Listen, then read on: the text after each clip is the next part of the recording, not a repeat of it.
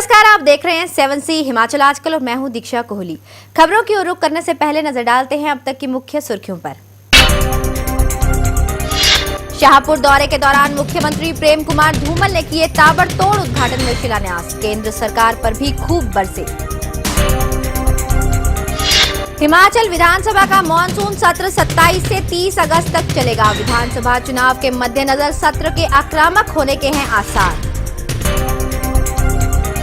कुल्लू के निरमंड के मूक बाधिर लड़की से दुष्कर्म का सनसनीखेज मामला आया सामने। नाबालिग 5 माह की है गर्भवती। शिमला के कमला नेहरू अस्पताल में जांच के दौरान सामने आया मामला।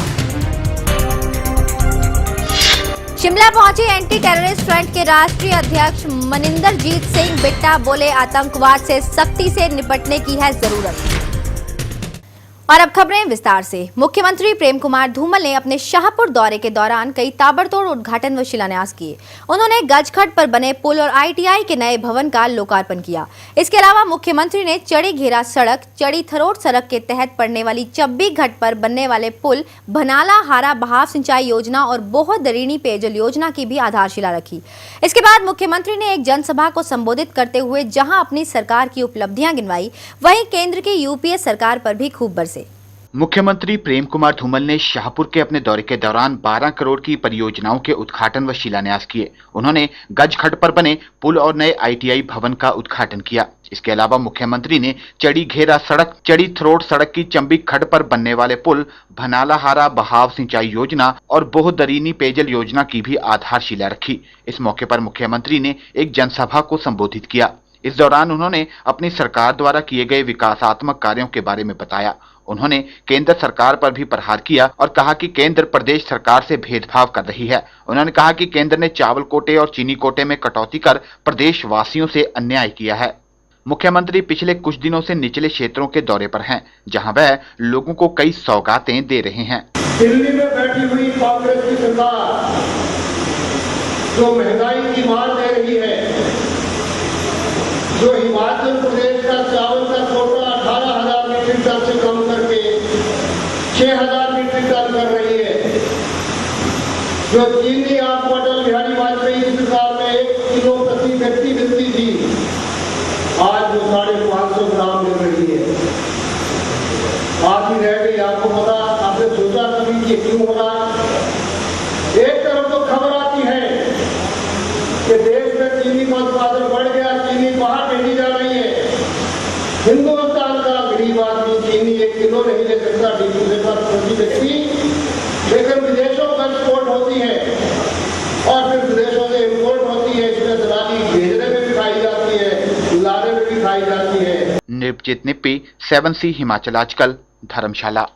हिमाचल विधानसभा का मॉनसून सत्र इस बार पूरी तरह चुनावी रंग में रंगा नजर आएगा। 27 से 30 अगस्त तक चलने वाला ये सत्र वर्तमान धूमल सरकार का अंतिम सत्र होगा, जिसमें कांग्रेस और भाजपा के बीच आक्रामक प्रहार होने के आसार हैं। विधानसभा के बाहर धरना प्रदर्शन के लिए हिमाचल लोक मोर्चा और कुछ कर्मचारी संगठन तैयारियां कर रहे हैं। कांग्रेस ने भी विधानसभा घेराव की योजना बनाई थी, लेकिन बाद में कार्यक्रम रद्द कर दिया गया।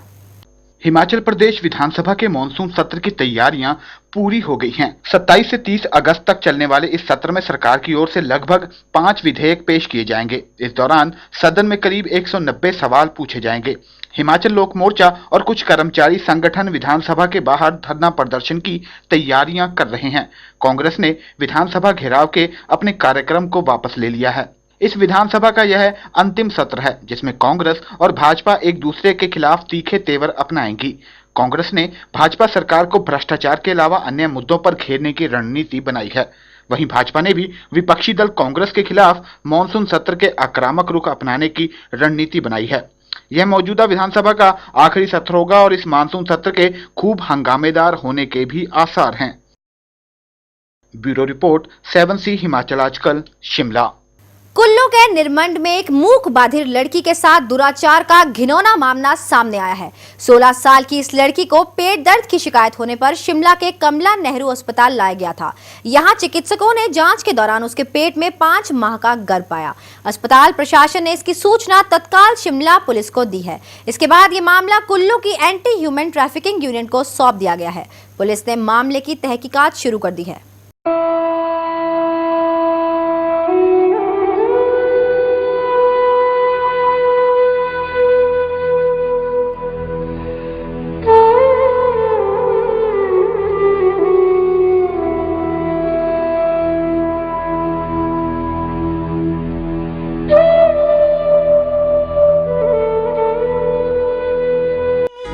शिमला के कमला नेहरू अस्पताल में जांच के लिए आई एक नाबालिग मूक बाधिर लड़की के साथ यौनाचार का मामला सामने आया है।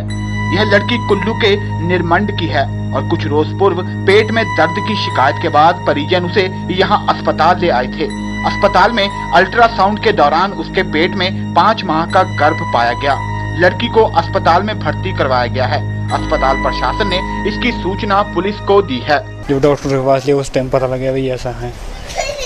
पहले निर्मण में लिए है, फिर निर्मण में बड़े फिर रामपुर में जाए, रामपुर वाले ने रेफर यहाँ के लिए कराई। फिर एक लड़की आई थी हमारे पास जो कि लगभग 16 साल की है। उसके पिताजी लाए थे कि उसके पेट में गोला है, और जब हमने यहाँ पे उसको इन्वेस्टिगेट किया, अल्ट्रासाउंड कराया, तो वो प्रेगनेंसी थी कोई 18 हफ्ते की।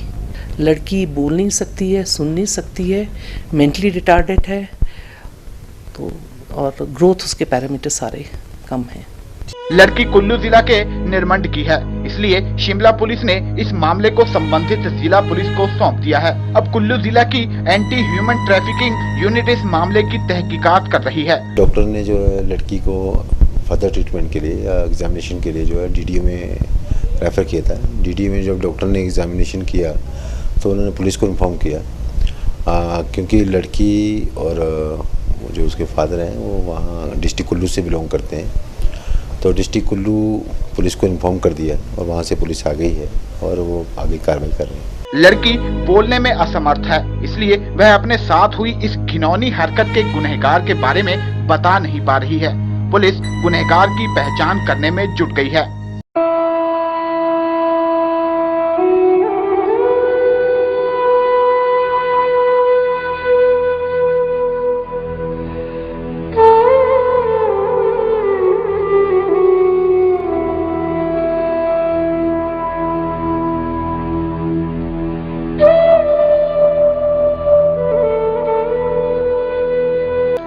ब्यूरो रिपोर्ट 7C हिमाचल आजकल शिमला।